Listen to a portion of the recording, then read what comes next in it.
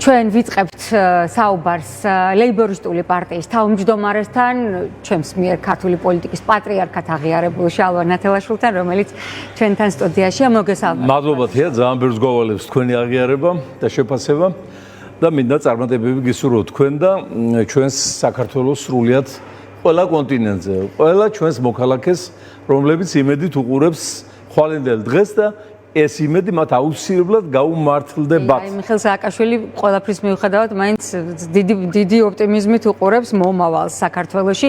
თქვენ როგორ ძალიან კარგია რომ ოპტიმიზმით უყურებს, მაგრამ მას ტრადიციულად აკლია თვითკრიტიკა. არა სხვათა შორის თუ მოისმენთ ეს გამოსვლა სასამართლოდან 22 წუთიანია, იქ ბევრს ამბობს საკუთარ თავარში აკლია თვითკრიტიკა, 2003 წელს ვარდების რევოლუციას წოდებული ხელისუფლების გადაბარება, რომელსაც აფინანსებდა აი საქართველოს ბედისწერა ბიძინა ივანიშვილი, აი ეს გახდა წერტილი, რომელმაც საქართველოში საფუძველი გაუმზადა პუტინოიდურ დიქტატურას, რომლის მწარე ნაყოფს დღეს შამს მთელი საქართველო და მათ შორის ექს-პრეზიდენტი სააკაშვილი. აი ეს ჩვენ თუ არ ვთქვით, რა შეცდომები გვაქვს დაშვებული, განა განზრახ, თქვა განა ბოროტი მიზნებით. არამედ ნუ ადამიანები ვართ, ხო? სტრატეგიაში, ტაქტიკაში ნუ გასაგებია რომ უშვებ შეცდომებს და ხალხიც გვაპატიებს, მაგრამ სტრატეგიული შეცდომა პოლიტიკაში.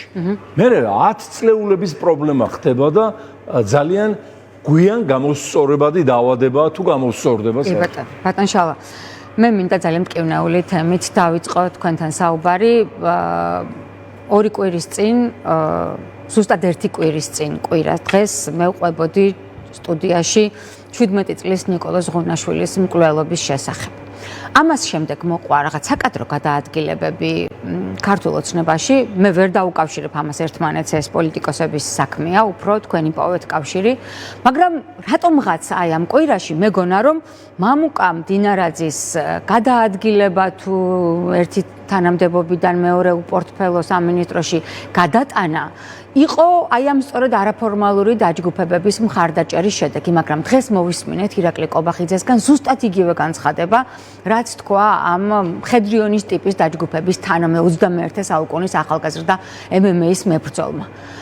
რა ხდება ჩვენს ქვეყანაში? როგორ გაიხსენებთ მხედრიონის ეპოქას? იპოვით თუ არა რაიმე პარალელები და რას ამბობს, რას აკეთებს, რას გეგმავს ქართული ოცნება, რომელიც აშინებს თავისუფალ საზოგადოებას, რომელიც ცდილობს ის ჭრილობები გაგვიახლოს, რომელიც ჩვენ უკვე ვნახეთ 90-იანი წლების მაშინდელი პერიოდის გამომძიებელი ბრძანდებით. თქვენ პროკურატურაში მუშაობდით, თუ სწორად მახსოვს? იმ პერიოდში მე ვიყავი გენერალური პროკურატურის საერთაშორისო ურთიერთობათა განყოფილების უფროსი. ეს ჩემი შექმნილი ეგ სამსახური. ეხლა მგონი გაიზარდა მრავალრიცხოვანია და ბუნებრივი არის ყველაფერი. მაგრამ რა თქმა უნდა, ჩემ თვალწინ გაერეხლა ისტორიულ პარალელებზე სანამ გადავალთ, რაც აუცილებელი და საჭიროა, დასაწყისში პირდაპირ ვიტყვი, რომ ჩვენ ძალიან ადამიანურად ვუდგებით ივანიშვილის ხროვის წევრებს და შეფასებებს ვაძლევთ, რომ თითქოს მათზე რაღაც არის დამოკიდებული, მან თქვა, მან შეიტანა, მან დღეს არ გაიცინა, მან დღეს ბრიფინგი ჩაატარა.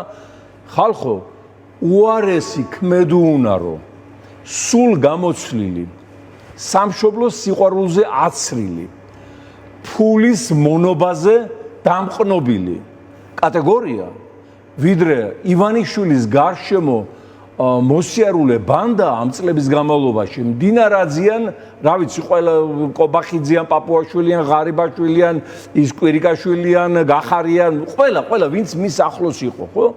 აი ესეთ უარეს ჯგუფს რო ვეძებოთ სოფლიო ისტორიაში პრეცედენტი, ჩვენ ვერ ვიპოვით. ყველა უბედურება, აი როგორც იმ ცნობილ ფილმშია რო ეკითხება ის ანარქისტი ანანია ჭუჭყი მტვერიდან აგავი ხომ შენი მოგონილია მე რო სემენ იქ საკათმეში. აი ასია ყველა ჭუჭყი ისტორიული მტვერი და ნაგავი ივანიშვილის და მისი მოსკოველი უფროსების მოგონილი. ეს დანარჩენი შემსრულებლები, განფორმებლები, ვისაც ჩვენ ხედავთ იქ პარლამენტში, პარლამენტის გარეთ, ესენი არიან უბრალოდ სამშობლოს მოღალატები იურიდიულად, პოლიტიკურად დამნაშავეები და პერსპექტიულად იმ ფულის ჩამოსართმევის სუბიექტები, მილიარდების, რომლებიც ჩვენგან მოიპარეს და საკუთარი შვილების ბედნიერი ცხოვრებისათვის გადამალეს მთელი მსოფლიოს ოფშორებში. აი ეს ამ კუთხით უნდა გვაინტერესებდეს ჩვენ აღნიშნული ერთუჯრედიანი მონების არსებობა. დანარჩენი თუ ეხლა ამ არაფორმალური დაჯგუფებების შექმნის მცდელობებზეც გითხარით. მცდელობები კი არა შექმნეს პრაქტიკულად, ხო? ხელოვანებისგან დაკომპლექტებული, MMA-ის მებრძოლებისგან დაკომპლექტებული. თქვენ გააქვთ რაიმე განცდა, რომ არაფორმალური ჯგუფების დაფინანსება და მფარველობა სწორედ ქართული ოცნების კესერზეა? მე პირდაპირ გეტყვით თია, რომ მთელი სახელმწიფო ანუ ისტორიული შეფასება ჩვენი დღევანდელი მდგომარეობის სახელმწიფოებრივად გახლავთ ის, რომ სახელმწიფო გააუქმა ივანიშვილმა. გაუქმებულია და ის გადააქცია კრიმინალურ კორპორაციად, დანაშაულებრივ სინდიკატად, სადაც კანონები კი არა, ხალხის ინტერესები კი არა, მომავალზე გათვლა კი არა. წყვეტს ყველაფერს დანაშაულებრივი ურთიერთდამოკიდებულება და დანაშაულებრივი ამ განწყობის მსხვერპლი პირველ რიგში არის სრულიად საქართველო. თავისი მორალური, ღირებულებითი, სულიერი, ისტორიული, რესურსული ყველა იმ სიმდიდრით, რაც ერთი 20 საქართველოსნაირ ქვეყანას ეყოფოდა, რომ მინიმუმ არ დაცლილიყო. რაში სჭირდება? ხელისუფლება, რომელიც ამბობს, რომ ქვეყანაში არის დემოკრატია, კანონის უზენაესობა, ყველაფერი კარგად არის, ხელს მხოლოდ ოპოზიცია უშლის. რაში სჭირდება ასეთი დანაშაულებრივი დაჯგუფებების შექმნა? 27 წელს 37 წლის წინა პერიოდი იყო, როდესაც ბოლშევიკებმა მიიღეს საბჭოთა კავშირის ახალი კონსტიტუცია, რომლითაც თაობებს ასწავლიდნენ იურიდიულ ფაკულტეტებზე, იმის შესახებ, რომ ეს არის ყველაზე დემოკრატიული კონსტიტუცია მსოფლიოში, რომ სოციალისტური კანონიერება ეს არის მიღწევა სამართლის და მართლმსაჯულების, რომ ამ სისტემაში, ამ კონსტიტუციით ადამიანი ყველაზე მეტად არის დაცული, ხოლო თუ ვინმე აი ამას შეეწინააღმდეგება, ის არის ხალხის მტერი, ის უნდა გასამართლდეს, განადგურდეს და მისი სახელი უნდა ამოიფხიკოს ისტორიის წიგნებიდან და როდესაც მივდიოდით ჩვენ მოსკოვში ლენინის სახელობის ბიბლიოთეკა თუ აქაურ ჩვენ საჯარო ბიბლიოთეკაში და ისტორიულ თქვათ ლიტერატურას გამოვითხოვდით, იქ შავი მელნით იყო გადახაზული აი ბუხარინი, ზინოვიევი, კამენევი, ტროცკი, ბერია, თუ კი ვინმე რისხვაში მოყვა, გვარებიც კი იყო გადახაზული, ანუ სისტემა არის ერთი და იგივე იმ ბოლშევიზმის ნაირსახეობა ის რაც რუსეთშია პუტინიზმის სახით და რაც გადმოვიდა როგორც აი კორონა იმ უჰანის ბაზრობიდან მოედო მთელ მსოფლიოს იმედი ეხლა ეს მსოფლიოს ვეღარ მოედება იმიტომ რომ უკრაინაში სერიოზული პრობლემებია მოგეხსენებათ და აი ეს გადმოედო სამწუხაროდ საქართველოს ამ დროს საქართველოს საკუთრის აფეთქებას გულისხმობთ რაც დღეს პოლტავაში მოხდა თუ არა პოლტავაში დიახ ამაზე მე რა ვიცი არა ამ საკითხზე მე ვილაპარაკობ მათ შორის მოსკოვში აფეთქებაზეც მე ხედულობაში მაქვს ბოლშევიზმ პუტინიზმის სინდრომი რომელიც გადმოიტანა ივანიშვილის რეჟიმმა სრულიად აქ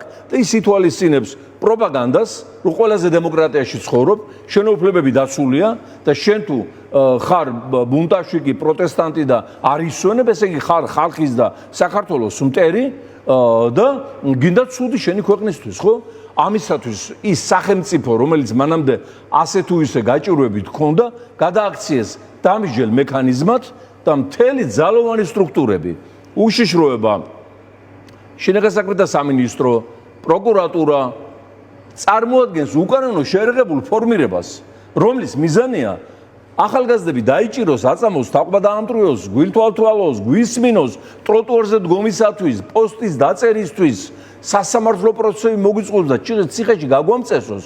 ანუ სახელმწიფო აპარატი გარდაიქმნა მხედრიონად. და მაშინ 90-იან წლებში მხედრიონი შექმნა განაპირობა მოსკოვის გეგმით იმან, რომ სახელმწიფო აპარატი მოსკოვის კონტროლის ქვეშ აღარ იყო.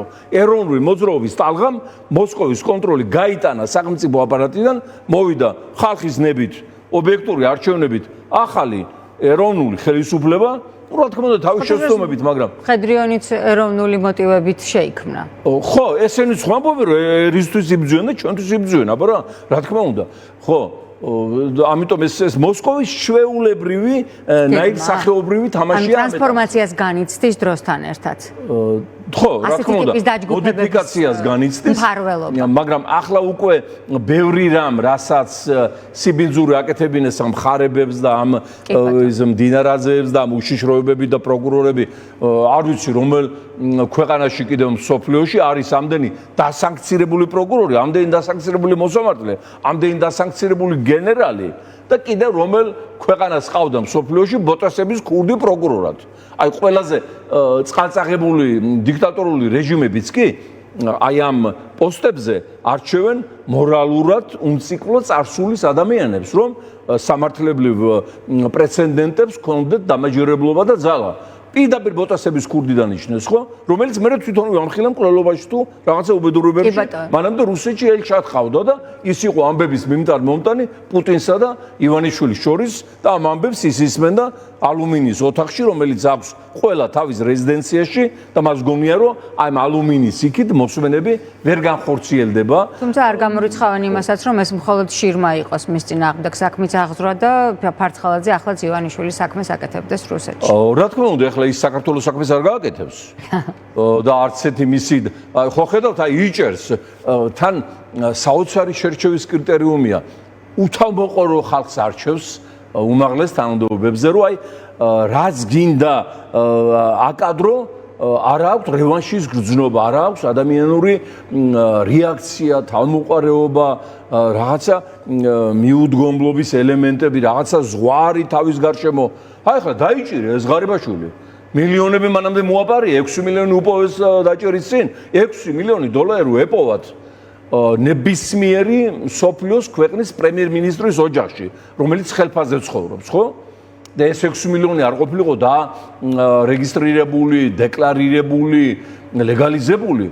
ეს იქნებოდა წარმოგდგენელი სკანდალი და სამუდამო პატიმრობას მიარჭოვდნენ. აგერ ახლა ჩინეთში დახვრიტეს შანხაის მერი. და მოვიდა სისრულიში განაჩენი კი უმკაცრესის წესებია მან. მიუხედავად იმისა, რომ ჩინეთი ამის სოფლიოს საბაზრო ეკონომიკის მაგალითია და ამერიკას ეტოლება უკვე. განვითარებული ქალაქი. ხო, ამერიკას ეტოლება უკვე საბაზრო იმაში, იმიტომ იქ კორუფცია. ხო, და ამის შემდეგ ღარიბაშვილის ოჯახი დღემდე მქებელია ივანიშვილის. აკებენ, აი მისი მოსვლის. რატომ ბატონო, რაღაც სტოკჰოლმის სინდრომია თუ რატომ? აი მე რაიკომის მდივანი რო იყო ის, ხო, აი სწორი აქვს სტოკჰოლმის სინდრომი. შენი მოსვლის დღიდან რო განაცდაო მესხეთიო რო უმღერის იქიდან ის ლაზია და ახლობით ასე უმღერიან ისე ივანიშვილის, იმიტომ რომ არ წაართვას ის არამი ქონება, რომელიც მან მისცა გასაჩუმებლად. ბოლომდე არ წაართვას და არ გაბწკვნას. ამიტომ ხალხო, ჩემო მეგობრებო, ერთი ამბავია უარგის ხელისუფლება. მეორე ამბავია დიქტატურა და ხალხის გაძარცვა. და მესამე ამბავია უთავმოყარეობებთან ურთიერთობა, რომელსაც შეუძლიათ ყველაფერზე წავიდეთ. მაპატიეთ რაღაც. ლილუაშვილი რატომ და ღარიბაშვილი ახსენეთ და ბარემ წავიდეთ დაჭერილებზე. და ლილუაშვილი და ბურჭულაძე. ესაც ბოლშევიკური წესია, თია. ნახეთ როგორ ვითარდებოდა ბოლშევიზმი, ეს ბოლშევიზმი არის რუსულ-მონგოლოიდური სახელმწიფოებრივი მშენებლობა. ეს დაიწყო ჯერ კიდევ ივანე მრისხანეს დროიდან, როცა ივანე მრისხანემ თავის იმას რა ქვია დაცვას ოპრიჩნინას ჩამოხიდა მოჭრილი ძაღლის თავები და ისე ატერორებდა მთელ რუსეთს. ის ძაღლის თავი ნიშნავდა, რომ აი ძაღლივით შეჭამდნენ ივანეს მოწინააღმდეგეებს და იგივე ვარიანტია ლილუაშვილზეც 30-იან წლებში იოსებ სტალინმა ჯერ იაგოდა გამოიყენა ბოლომდე პოლიტიკური მოწინააღმდეგეების მოსასპობად, დიქტატურის დასამყარებლად, მერე იაგოდა მიახვრიტა და დანიშნა ეჟოვი, პატარა კარლიქს რო ეძახიან, მაგრამ მაშინ იყო იმედი სოციალისტური დემოკრატიის ეჟოვი, მერე ეს ეჟოვიც მიახვრიტა და ბერია გადაიყვანა აქედან უშიშროების შეფად, მერე კომუნისტებმა ის ბერიაც მიახვრიტეს და კიდე ვინც მიახვრიტა ბერია, კრუგლოვი იყო ასეთი მისი პირველი მოადგილე, მერე გახდა შენასაქმეთა მინისტრი, იმ კრუგლოვმა პენსიაში გაუშვეს, რა თქმა უნდა, 20 წელი ითმინა 25 წელი და 77 წელს მისწერა პარტიის ცენტრალურ კომიტეტს წერილი, სადაც როგორც ჩანს, რაღაცა საიდუმლოებები, რაც არ უნდა ეთქვა, გათქვა. 2 დღეში იპოვეს მატარებლის ლიადანგზე მიცვალებული კრუგლოვი. და დაადგინეს, რომ ის ქონდა, რა ქვია, სკლეროზი მოხუცებულობის და გზა ერია და მატარებელს შეუვარდა პირდაპირ. ანუ მთლიანად მიდის გადამღერება მონგოლოიდურ რუსულ ბოლშევიკური მოდელისა ჩვენს თავზე და აი გაგისკდება გული კაც ახლა კი არ ამშურს მეზობლების არაფერი. დღეს ისიკულის ტბაზე შეიკრიბა 5 შუა აზიის ლიდერი რუსეთის გარეშე და პირდაპირ გადაწყვიტეს დამოუკიდებელი ენერგოპოლიტიკის წარმოება, უკვე დაიწყეს დამოუკიდებელი თამაში საერთაშორისო ურთიერთობებში, რაც შუა აზიის ქვეყნებს არ ღირსებია ცხოვრებაში. აქედან ესწრებოდა ამბების გამომტანად ალიევი, მე ვთვალყურეთ, ალიევის უკან ერდოღანი და იქით ტრამპი როგორც ჩანს, ამბებს იქ ჩაუტანს, რა გადაწყვიტეს.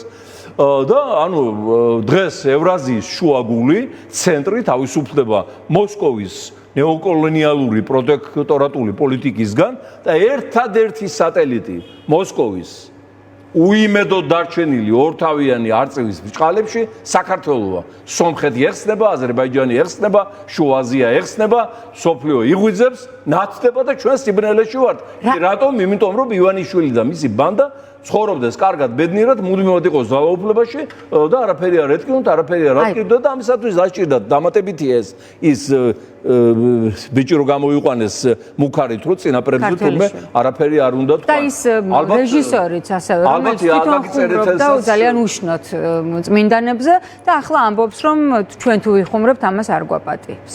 რეჟისორი, რომელიც ბათუმის თეატრის ხო, ეს იგივეა, რომ ეხლა მაგალითად ჩემს Facebook გვერდზე რო შეხვიდეთ, აი ბოლო დროს რომ მივწერე ბოლო დღეებში წერილი მარკო რუბიოს და ტრამპს იმის თაობაზე რომ დასაჩქარებელია და ეს მოსაშფობია სანქციების გზით ბიძინა ივანიშვილი და მეტი გადავადება და მეტი გაწელვა ამ პროცესის უკვე ძიმე შედეგებს მოიტანს მათ შორის ამერიკის უსაფრთხოებისათვის რეგიონში და მოგეხსენებათ უკვე ამერიკის საელჩომ გააკეთა განცხადება ამ წერილის შემდეგ. ზუსტად მივედით იქამდე, რასაც მოგვიყევით ამერიკის საელჩოს განცხადებას, რომელიც არ არის სტანდარტული მოვლენა. ძალიან იშვიათად ხდება და დღეს ამ ყველაფრის ფონზე ჯო ვილსონის კიდევ მორიგი ლანძღვა კობახიძის მხრიდან. კი, ჯო ვილსონი თქვენ გაქვთ კომუნიკაცია ისევ ჯო ვილსონთან. დაპირებას აძლევს, რომ მალე მოგაშთობთო და სწორ დაპირებას აძლევს და ესენი ილანძღებია გამწარებულები. აი განსხვავება ვილსონსა და ამას შორის. კი ბატონო. ვითხარით რა თქვა ამერიკის საელჩომ შეერთებული შტატების, უბრალოდ ამერიკის საელჩოს პირით შეერთებული შტატების სახელმწიფო დეპარტამენტი. ამას მოგახსენებდით, რომ ტროლბოტებმა ივანიშვილის დაფინანსებულებმა არადა რო გადახედავ ამ აბსურდ საიტებს, ამ ცხინვალელი სეპარატისტების საიტებს, აღარ არის საუბარი რუსული FSB-ს ტროლბოტებზე, თლიანად მიდის ანტიქართული იდეოლოგიური დამუშავება მსოფლიოსი. რომ აი პუტინი რო გამოვიდა ურალში გახსოვდა, რო თქვა, რომ საქართველოს როგორც სახელმწიფო არ არსებობდა, ეს იყო ცალკეული სამეფოები, იმერეთი, კახეთი, ისტორიის გადაწერის დიდო სტატია, საერთოდ. ჩვენ გავაერთიანეთო, ჩვენი გამონაგონიაო და იყო მხოლოდ თბილისის და ქუთაისის გუბერნიებიო. აი ამ პრინციპებიდან გამომდინარე მთელი ეს რუსეთის სპეცსამსახურების გაკონტროლებული საიტები და მათი ტროლბოტები და მათ სხვათა შორის მეცნიერებიც ისეთი ცნობილი ანტიქართულ პროპაგანდას მაქსიმალურად ბოლომდე აწვევია, რომ ჩვენ არა ვართ ღირსი, რომ ვიყოთ სახელმწიფო, რომ ჩვენ ესე იგი ერი არ ვართ. სხვათა შორის მინდა გითხრათ, რომ მე ახლა ვაღიარებ ყოველთვის იოსებ სტალინის როლს მსოფლიო თანამედროვე არქიტექტურაში, ეს არის ფაქტი. უდიდესი ფიგურა იყო მსოფლიო პოლიტიკაში იოსებ სტალინი, ეს ფაქტია, მაგრამ აი ჩვენთვის რაც მან დაწერა იგივე 1913 წელს ავსტრიაში ყოფნის დროს ნაშრომი მარქსიზმი და ნაციონალური საკითხი, აი რაც მან დაწერა, ისეთ სულად წაგვივიდა საქმე, რომ ჩვენ თურმე ჩაგრავთ სომხებს, ჩაგრავთ რუსებს, ჩაგრავთ აბსუებს, ჩაგრავთ ოსებს, ვართ ნაციონალისტი ერი და აი თეორიებიდან არის აღმოცენებული შემდგომ აი ეს პოსტულატები, რომლითაც ცდილობენ, რომ ეს სივრცეები ჩამოგვეჭრან და და საქართველოს მოსყიდონ, ხო და ამას დაგვისხლტე სათქმელი ხელიდან. ამ ჩემი რუბიოზე და ტრამპზე მიწერილი წერილის საპასუხოდ ყველა ტროლბოტი გადმოვიდა და გინება წარმოუდგენელი, არაფერი, ახლა კაცი ვარ მეც და რა გამიკვირდება ეს? იცით ცუდი სიტყვები. წარმოუდგენელი, ხო, გინებებია და აბა ვინმე თუ გამოიძახეს ერთ და მოსთხოვს პასუხი. აბა საკმარისია მე შევაგინო ახლა ამას არასოდეს არ ვიზავ. იმიტომ რომ პოლიტიკოსები ისე როგორც თქვათ გულშემატკივრები რო აგინებენ ფეხბურთელებს სტადიონზე ის ფეხბურთელი ვერ შეაგინებს თუ ეგ დაუწერელი თუ დაწერილი წესია ხო მაგრამ აი ესია იღებენ კანონებს ჩვენთვის რომ ჩვენ დაგვსაჯონ ტროტუარზე გავალთ დაგვიჭირონ პროტესტზე გავალთ დაგვაჯარიმონ თქვათ იქ პოსტს დავწერთ ასევე დაგვიჭირონ ის რა ქვია პლაკატზე მიაწერ ჯარიმები დაგვეწოდნენ რომ ლამის საქართველოს ბიუჯეტი რო არ ეყოფა გადახდას და სხვა და სხვა ხო ამიტომ ესეთი ორსახოვანი იანუსობა მათ შორის საკანონმდებლო რეპრესიულ პოლიტიკაში სრულად არის გამოხატული. რადგან აი ამ რეპრესიულ კანონებს შეხებმაპატეთ. არა, უშუალოდ დაუბრუნდებით რო გვაქვს. ხო და ნაცვლად იმისა რომ აი ამათ ედავებოდნენ პუტინის სტროლბოტებს ქართულ სახელმწიფოებს რო ძირს უთხრიან და მსოფლიოს საზოგადოებრივ და პოლიტიკურ ელიტა მე ამას კითხულობს. თუ ვიღაცა შეიძლება იჯერებს რომ ჩვენ ჩაგრავდით აფსუას, ოს, იმას ნაცვლად იმისა რომ აი ეს სტროლბოტები ჩვენი ბიუჯეტი დაფინანსებულები შედიოდნენ, იმათ აძლევდნენ პასუხს. მე შევდივარ, მე ვაძლევ იმათ პასუხს. აბსურდ საიტებში შევდივარ, უწერ სიმართლეს, ვერ ვითმევს, გული ვერ ითმევს. მე დამბლოკავენ, მე კიდევ ახალ საიტზე შევდივარ მათთან და რა გული აძლებინებს. რა გული აძლებინებთ რომ საქართველოს ყავყორნებს გაატანეს ყველანაირად და პასუხის გაცემაც არ უნდათ მტრებზე და სამაგიეროდ აი თქვათ რო ნახავენ ჩვენს მიწერილი წელის ტრამპზე და რუბიოზე იქ წარმოუდგენელი ცეცხლ ტრიალებს. აი ესეთი გზნებარებით რომ მტერს ებრძოდნენ ეგენი, ხმას აღარ მოიღებდნენ. ბატონ შალა პუტინმა, რომლის მიმდევრადაც მიიჩნევა ბიძინა ივანიშვილი, ააშენა თავის ქვეყანაში სუვერენული დემოკრატია, ასე ქვია ახლა იმ წყობას, რომელიც პუტინმა ააშენა და აი ამის copy-paste-ით გადმოტანა მიმდინარეობს ახლა საქართველოში, თუმცა შეგვიძლია ამ ეტაპზე ვთქვათ, რომ ავტოკრატია ჩაბეტონდა ჩვენ ქვეყანაში, რა გამოსავალს ხედავთ და ხედავთ თუ არა გამოსავალს არჩევნებით. წავა თუ არა ოდესმე ბიძინა ივანიშვილი იმ ტიპის არჩევნებზე, როცა ის დათმობს ხელისუფლებას, მაშინ როცა ის წააგებს. მოხდა თუ არა ეს 2024-ში და არის თუ არა მოსალოდნელი ეს ნაბიჯი ივანიშვილის 2024-ში ახლა პირდაპირ ვთქვათ, ოპოზიციამ არ დავასახელებ, გარიგება დადო ივანიშვილთან, იმის თაობა. რატომ არ დაასახელებთ? ბარემ დაასახელებთ. ნუ ახლა იცით რა ვინც გვარამიებმა, გახარიებმა და დაანჩენო ყველა. გარიგება დადეს იმის თაობაზე რომ ესე იგი ხელისუფლებაში მოუშვებდა ვითომ იგილაურის 40 მილიონი ამიზნით იყო გაშვებული, არ თქვათ ახლა რომ ესყულიეს ნამდვილად ასე, მაშინვე ვიცოდი, მაშინვე ვამბობდი მე. ამაზე ნიკა გვარამიამ არაერთხელ უპასუხა საზოგადოებას. ნუ ახლა სუფრაზე რომ ვიყოთ გვარამიას სცენაზე დაგაჯერიმებდითია. ეს არის ალბედითი ფიგურა ქართული ისტორიის და აი ესეთი ფიგურები რომ მოცილდებიან პოლიტიკურ ასპარეს, იმის არ იყოს იმ დღეს ივანიშვილის ადვოკატი მე-19 საუკუნის სოფლის ინტელიგენცს რო გავს, რაგვარი ყიფიანე. გამოვიდა და პარტია შემიქმნა. ადვოკატი რომელიც ივანიშვილმა გამოაგდო კურდობის გამო. ადვოკატი ხო ეშმაკსაც ივანიშვილს რო გააკვირდება კურდი, ხო წარმოგიდგენიათ? იყო მისი ადვოკატი. მთელი არბიტრაჟები, სინგაპური, იქ მარშალის კუნძულები, კაიმანის კუნძულები შევყარეთ რომ ივანიშვილს წაეგო აი ეს დავები იმ შვეიცარიულ ბანკთან 2 მილიარდ ნახევარი რო წააგო და ამი დაიწყო მისი დაღმასვლა და ამას რო დავაგვირგვინებთ ჩვენ აი სანქციების პროცესს ივანიშვილისა და მისი კლანის მე აიკრიფავენ გუდანაბats დაგუნებდებიან არჩევნებით ჩატარდება ციხეში სწავლენ მოპარულსაც მოიტანენ ხო და ეს არ მოგწონთ ვიქტორ ყიფიანის თქვათ გაერთიანებაზე, კონსოლიდაციაზე შეიძლება სანამ ჩვენი ხალხი არ მიხვდება იმას, რომ ეხლა მაინც უნდა მოვიდნენ და შალვა ნათელაშვილს და ლეიბორისტულ პარტიას დაუჭირო მხარი, არაფერი არ ეშველებათ. არაფერი ამ ქვეყანას არ ეშველება. იმიტომ რომ ყველა პოლიტიკური ძალა, რომელიც არის არეალზე და რასაც ხედავთ თქვენ, არის კონკრეტული ქონებრივი ბიზნეს ინტერესების გამომხატველი. ლეიბორისტული პარტიის გადა, რომელიც გადაგყვათ თქვენ ამ ქვეყანას და ყველაფერი გაიღო და კიდევაც გაიღებს. თუ ამას ხალხი ვერ დაინახავს და ამას ვერ შეაფასებს, რა მნიშვნელობა აქვს ივანიშვილის წასვლას? მოვა ჩხარტიშვილი, მოვა მამაცაშვილი, მოვა კალაძე, მოვა ფხაკაძე, მოვალის ბანდა, არაფერი მნიშვნელობა, კონებრივი გადანაწილება დარჩება ისევ ისე, ანუ 300 ოჯახის ხელში დარჩება ქვეყნის ეროვნული სიმდიდრე, ტრანსპარენტები და ტრანსპარენტები შეიცვლება და ყველაფერი გაგრძელდება. მოვა ლეიბორისტული პარტია, ყველა ეს მოიტანს მოპარულს, ესენი ყველა ჩამოერთმევა უკანონოდ მიტაცებული სახელმწიფო ეროვნული სიმდიდრე, რესურსები, წიაღისეული, პორტები, მადნეული, ოქრო, ყველაფერი ელექტროენერგეტიკა მათ შორის, ყველაფერი გადავა სახელმწიფო საკუთრებაში, იმიტომ რომ ელექტროენერგეტიკა იგივე სახელმწიფო საკუთრებაშია სრულიად საფრანგეთში მოქცეული.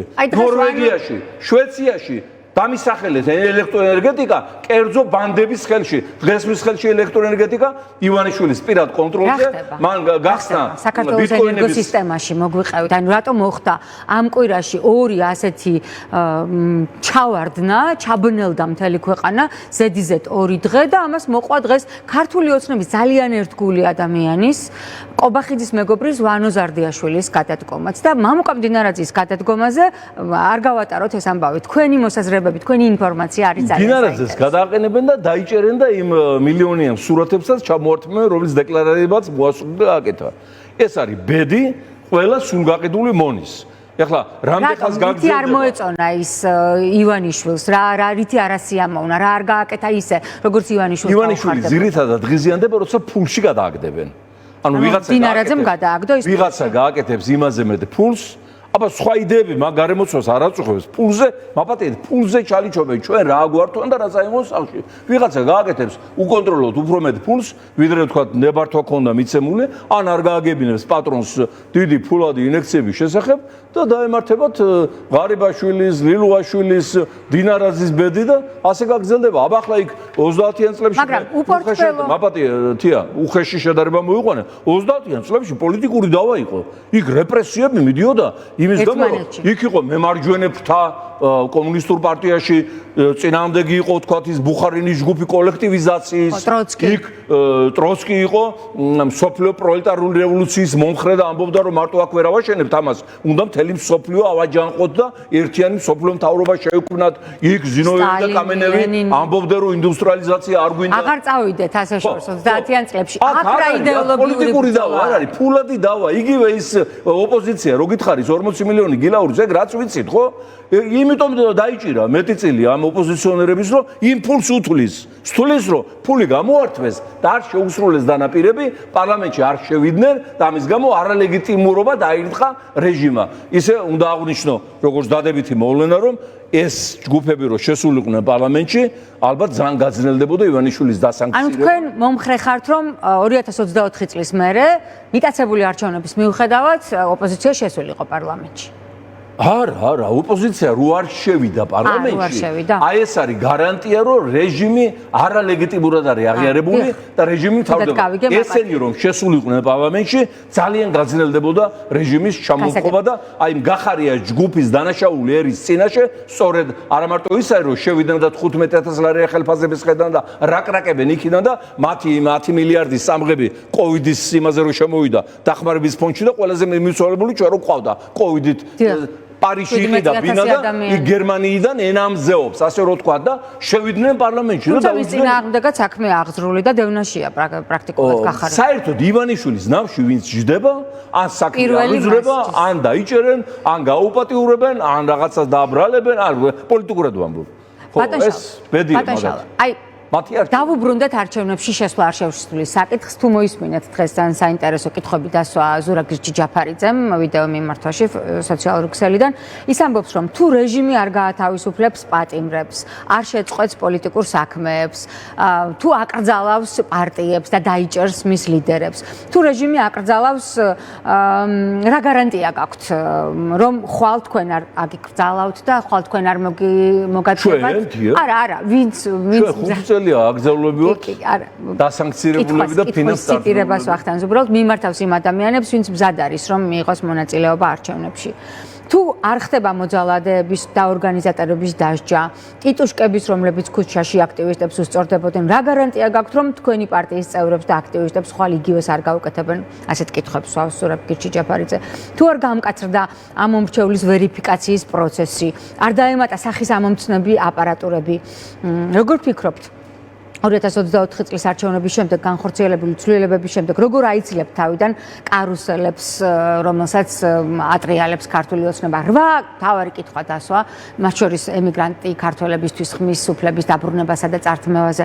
ზურაბ გირჩიჯაფარიძე, თქვენ რას აპირებთ, როგორც ლეიბორისტული პარტია? ასეთი ტიპის არჩევნებში, სადაც სასამართლო სისტემა, CESCO, მისი ადმინისტრაცია, საარჩევნო კოდექსი და კანონმდებლობა ასეთ მდგომარეობაშია, დამკვირვებლების ჩამოყვანის და შიდა რესურსების გამოყენების უფლებაც კი აეკრძალათ ოპოზიციურ პარტიებს.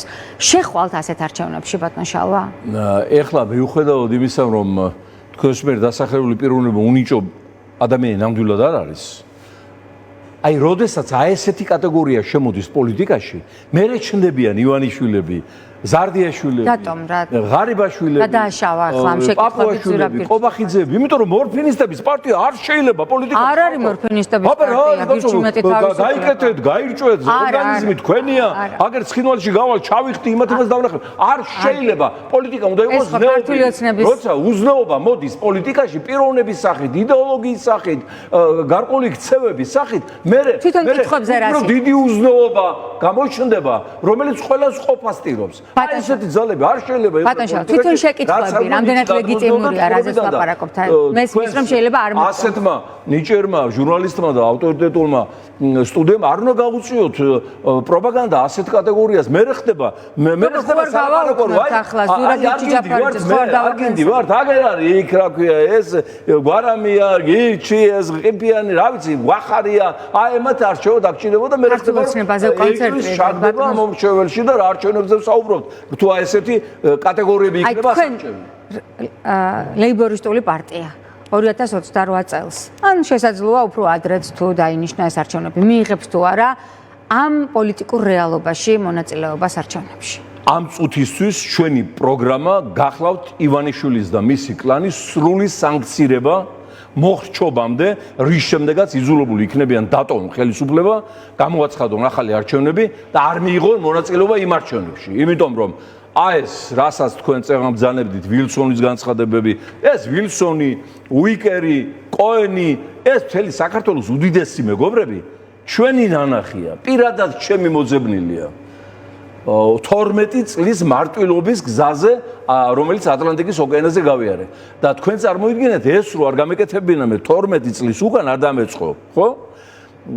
დღეს ისეთი გლობალური პრობლემებია მსოფლიოში, ირანთან ომი, უკრაინის ომი, ეხლა ტრამპს ვერ დააძალებ, რომ ჩვენზე იფიქროს და მაინც რაღაცა ეფექტური ნაბიჯები. ისინი არ ასვენებენ, ისინი უჩიშქინებენ. თუმცა მე მინდა გითხრათ, რომ შეიძლება ნადრევად ვამბობ, მას არ ვამბობდე. რაღაცა პერიოდში ამერიკის თვალსაჩინო ტიპები, რომლებიც მხარს გვიჭერდნენ ივანიშვილის დასანქცირებაში, 10 წლის წინანდელ ამბავს გეუბნებით მე. ძალიან აქტიურად გვარს არასოდეს არ ვიტყვი. ტრამპის პირველი პრეზიდენტობის ვადას გულისხმობთ, აქაც რომ იყვნენ სენატორები ჩამოსული. არა. ძველ ამბავს რომ დავიწყეთ ჩვენ ივანიშვილის სანქციებზე საუბარი, აქაც იცინოდნენ, ამერიკაში ზუნდობლობად გვიყურებდნენ და ერთ-ერთი ძალიან გვერდში დაგვიდგა და ну, მოკლედ, აი რა ნაბიჯებისა და გზების გავლა მოგვიწვია ჩვენს პარტიას და პირადად მე ახლა ამას შეიძლება არ ვამბობდე, მაგრამ ну ზოგიერთი ავყია და გესლიანი ადამიანის გასაგონად ვამბობ, რომ დაიჯეროს. ბოლოს ის კაცი, რომელიც ხარჯ ვიჭერდა სანქცირებაზე, გადაიბირა ივანიშვილი. აქ ჩამოიყვანა. შეხვდა. ну რა ილაპარაკეს რა არა დაახლოებით ვიცი. და რო ჩავედი მე ვაშინგტონში, ახლა ის წესიერი კაცი იყო მაინც ამერიკელი პოლიტიკოსი შინაგანად წესიერების დიდ მარაგს ატარებს და შეცვლა მოერიდა ახლა და მითხრა რომ არ არის მთლად ეგრეო საქმეო იქო ძალიან კარგი პირობებია ბიზნესისთვისო და ჩემი ჯგუფი მუშაობსო იქო ივანიშვილის ფრთის ქვეშ ძალიან კმაყოფილები არიანო და მეო მოგცემთო ელექტრონულ პოსტასო დაუკავშირდიო და შეხვდიო ხო წარმოგიდგენიათ ამ ნაძირალა ივანიშვილმა ამერიკელი მეგობრის დახმარებით ქთამი შემომთავაზა რომ გაჩუმებულიყავი ეხლა ისმაილი, ეხლა ელექტრონული პოსტა ეხლა შენახული მაქვს, მაგრამ ვიმეორებ არც ამ პიროვნების გვარი და არც ისმაილი არასოდეს არ იქნება გახმაურებული. აი ესეთი სატანაა. ყველა გზით, ყველა საშუალებით ცდილობს გაათახსიროს ადამიანები, გაათახსიროს ქვეყანა, გაამრუდოს მომავალი. დიდ ბოროტებასთან გვაქვს საქმე, ხალხო, არ არის პატარა ბოროტება. ამიტომ ჩვენ უნდა თლიანად მოახერხოთ სანქციებით, სწორედ აი ამის გამო დამჭირდა ბოლო პერიოდში მკაცრი წერილის მიწერა ტრამპზე, პირდაპირ გეტყვით. რამის წერა, ჩინარცი მოგვიყევით აი. Facebook-ზე არ წაიგითხეთ. იმას რა მოყვება, მკაცრი წერილი იმის თაობაზე, რომ ჩვენ ველოდებოდით თქვენგან მეტ აქტიურობას ბაიდენის შემდეგ, სანქციების გაგრძელებას, თქვენს განცხადებებს ღრმა შინაარსიანს, რომელსაც უზარმაზარი ეფექტი აქვს. ჩვენ არ გთხოვთ თქვენ მილიარდიან დახმარებას ტანკებს და რაკეტებს უკრაინისგან განსხვავებით, არაფერს გთხოვთ იმას, რომ სანქციების პროცესი გააგრძელოთ და ჩვენთვის იყოს სრულიად დიდი შოკი, როდესაც გავიგებთ, რომ თქვენმა საოჯახო კომპანიამ Trump Organization-მა გააფორმა კონტრაქტი ივანიშვილის კუთვნილ იპოდრომზე Trump Tower-ის მშენებლობის შესახებ. ამიტომ გთხოვთ, რომ თქვენი ოჯახის სიწმინდის და პრესტიჟის ასპექტშიც, რომელზეც ჩვენ არანაკლებ ზრუნავთ, გააუქმოთ ეს კონტრაქტი და ამ კონტრაქტის მონაწილეები ვინ არიან? ეს ბანდიტი ფხაკაძე და ეს მთელი ეს ბანდა კიდევ ბინებს რო აშენებენ თბილისში არაბებისათვის, აი ეგ ბანდა. ხო? ეს საკმაოდ კაცრი წერილი იყო, პირდაპირ იცი რა ბედი მაქვს, რა თია ტრამპთან ასე თქვა პოლემიკაც ჩემი ის გახდა, მაგრამ საქართველოს გამო თემ სოფლიოსთან შევალ პოლემიკაში. აი ეს ბოროტება რომ მოგაცილოთ. არავის არ დავიდობ, არაფრის წინაშე უკან არ დავიხევ, გარდა ნუ ახლა შერეღებული ასე თქვა ქმედებებისა. აი მოიტანა ამან ის რომ დაინახეთ ამერიკის საელჩომ გააკეთა განცხადება. ეს მანამდე იყო თქვენი წერილი? ხო, ამ წერილების შემდეგ არის, ნახეთ Facebook-ზე. ეგრევე გააკეთა განცხადება და ეგრევე გამოუშვეს სახელმწიფო დეპარტამენტიდან ახალი ელჩის მოვლების შემსრულებელი, რომელიც ძალიან გამოცდილი დიპლომატია და მანამდე მუშაობდა სახელმწიფო დეპარტამენტში გლობალური პოლიტიკის დირექტორის მოადგილედ სოფლიო პოლიტიკის ასპექტში.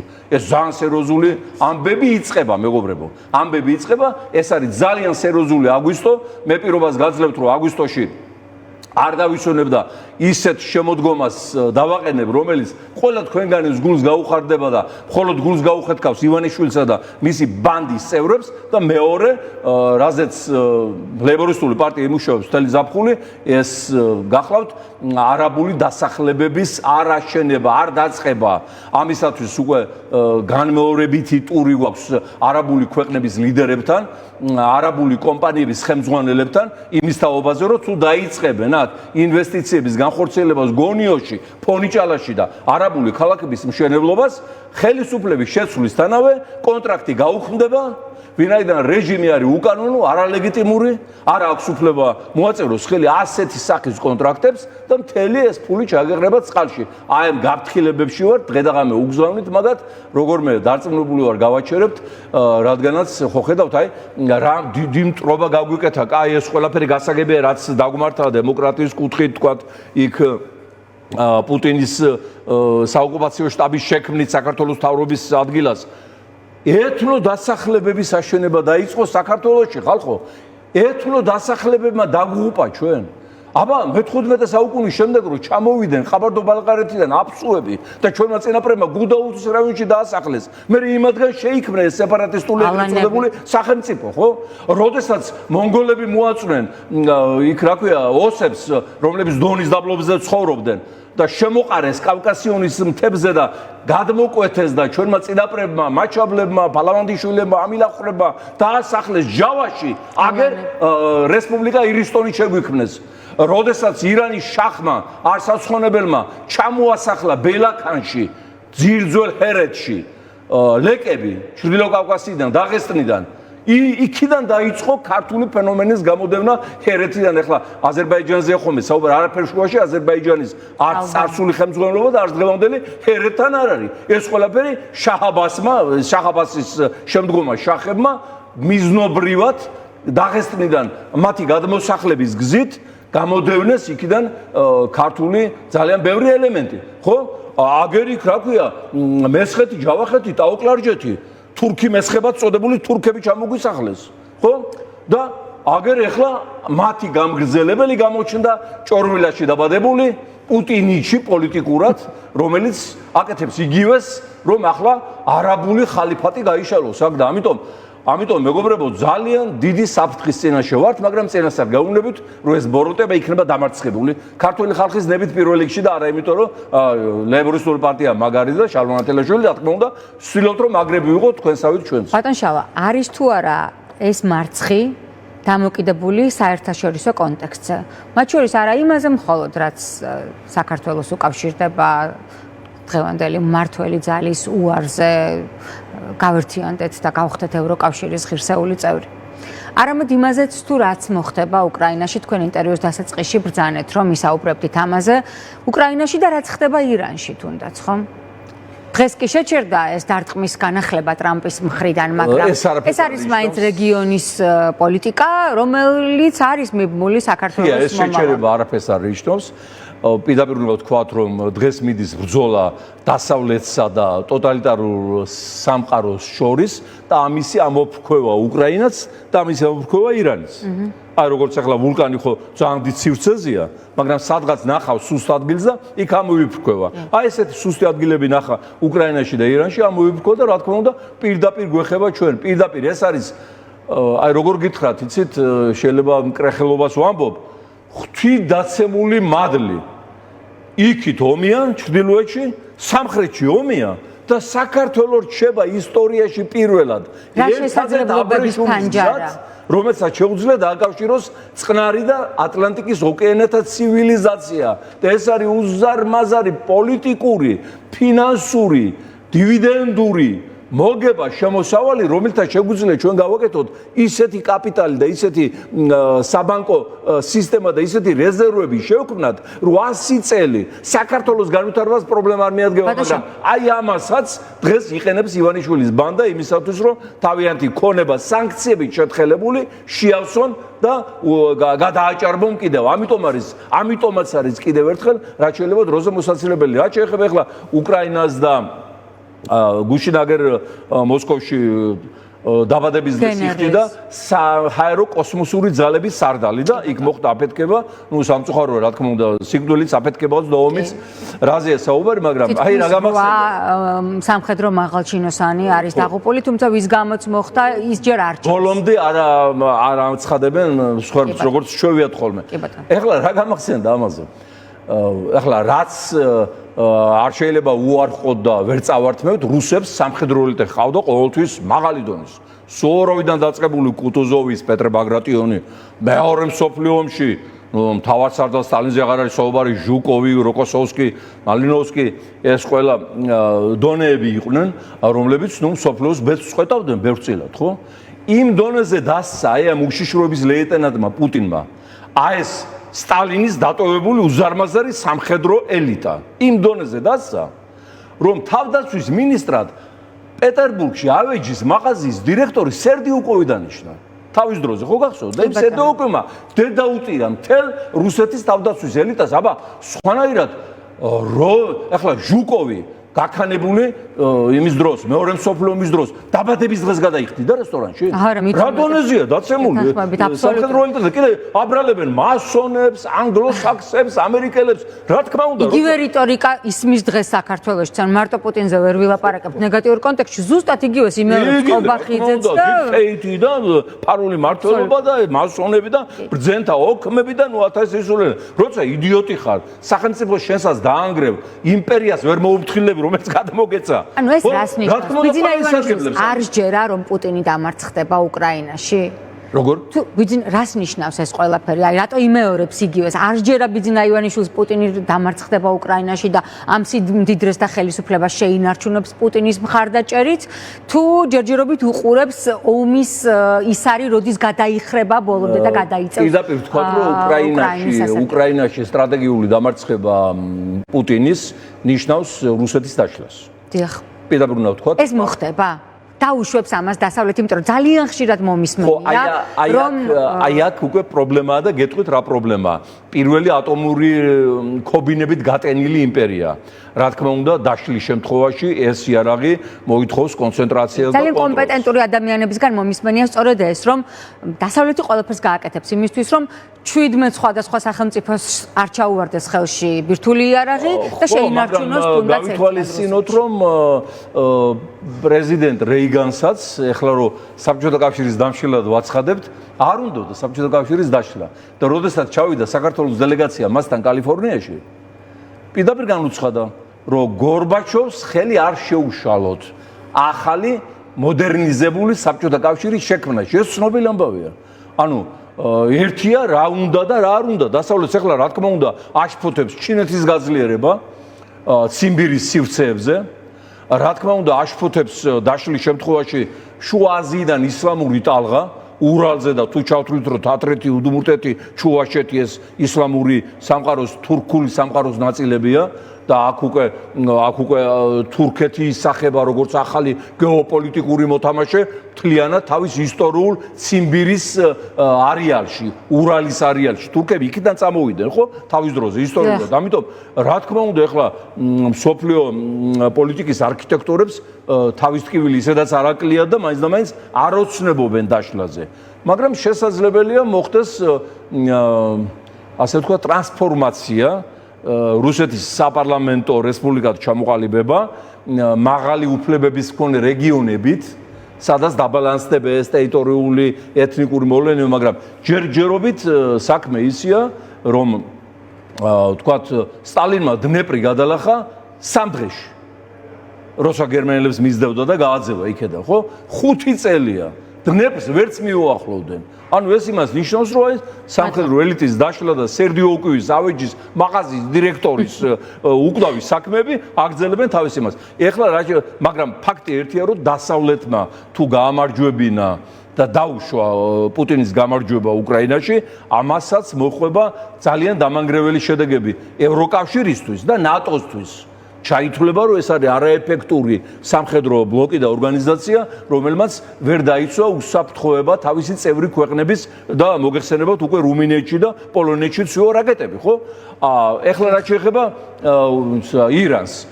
ირანში ძირითადი სუბოლო ინფორმაცია შემიძლია გაგაცნოთ არაბულმა მედიამ გაავრცელა და წავიკითხავ თქვენთან ერთად. არაბული მედიის ინფორმაციით შეთანხმების ძირითადი ეტაპი განხორციელდება დაახლოებით 2 თვეში. გადადგმულია ისტორიული ნაბიჯი, მშვიდობისკენ წერს დონალდ ტრამპი თავის სოციალურ მედიაზე. მიღწეულია ჰამასის განიარაღებაზე შეთანხმება. დონალდ ტრამპის სიხარული არაერთხელ მოვისმინეთ ჩვენ, მაგრამ ომი განახლდა.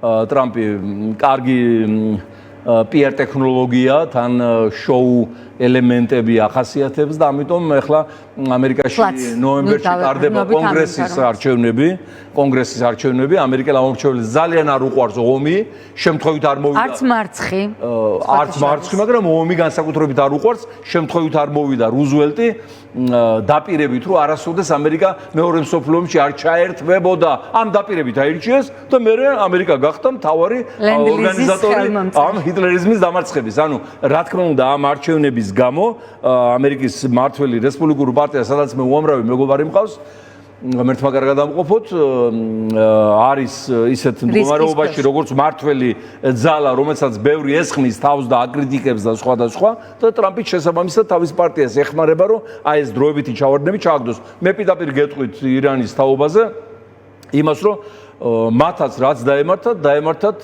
მე ვარ მისმენდენ იმის გამო. თქვენ იცით, რომ მე ვიყავი ირანთან ურთიერთობის საპარლამენტო დელეგაციის ხელმძღვანელი წლების განმავლობაში. პირველი დელეგაციის წევრი, ვინც ჩავიდა თეირანში და შეხვდა რაფსანჯანის და რუქანს და მაგათ უმაღლეს ხელმძღვანელობას, ამიტომ მეგენ დადიოდნენ ჩემთან ხშირად აზრის მოსასმენად, რას ფიქრობდი მათ ბედზე. მუდმივად მეუბნებოდი, რომ დაანებეთ თავი ამ ებრაელებს და ისრაელს.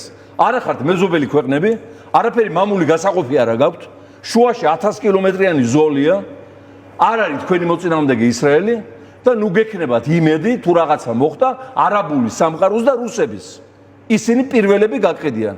მოხდა ზუსტად ეგ თუ არ მოხდა. გარდა ამისა, ირანული დიპლომატია არის ცნობილი თეთრი კბილის და გადაგდების დიპლომატია, გაგიცინებენ, დაკვირდებიან და გადაგაგდებიან და ამიტომ ეს რომ ტრამპი გააგიჟეს კიდაღამ, რას ქვია, იქ ამას პირდებიანო, მე გამოდისო ის საგარეო მინისტრი და ამას აცხადებსო, ესენი ვინყოფილან რომ მესმის, მე ტრამპის ნამდვილად ასეთები არიან, დაკვირდებიან, გადაგაგდებიან.